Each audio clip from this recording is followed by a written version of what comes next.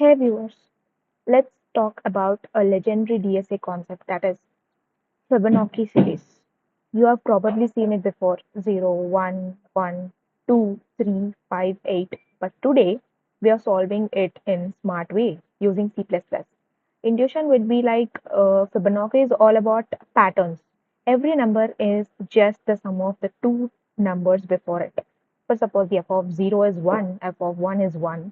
To get f of 2, you just need to add f of 1 plus f of 0, that is 1, and keep on adding it. It grows like a ladder, and each step depends on the two steps before it. Like instead of using recursions, which causes repeated calls, we will use two variables to build the series bottom up, thinking of it as climbing stairs and remembering only the last two steps. Let's get into the code actually. I'll be taking you into the code. Yep.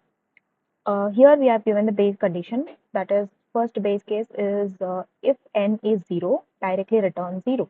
If n is 1, return 1. Let's define two variables to keep track of two Fibonacci numbers.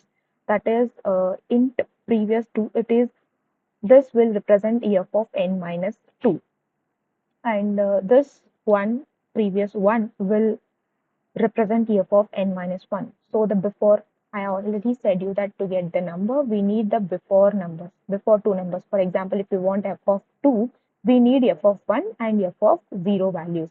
So same thing. This is the before minus 2 value, like n minus 2, f of n minus 2. This is f of n minus 1. This is the current one. This will store current Fibonacci number.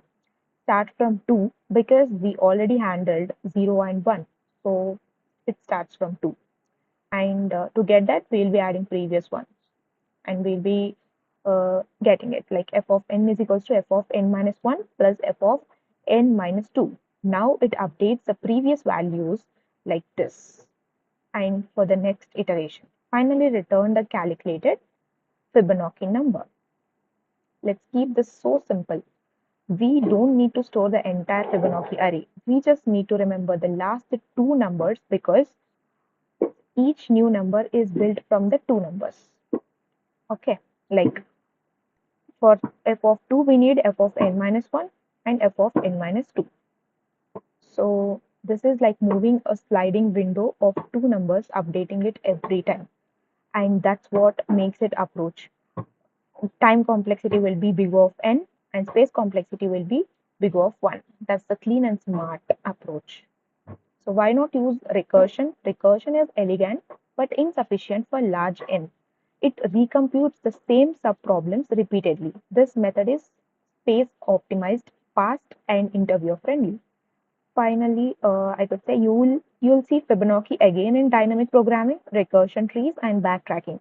So build this logic strong. It's the golden step in your DSA journey.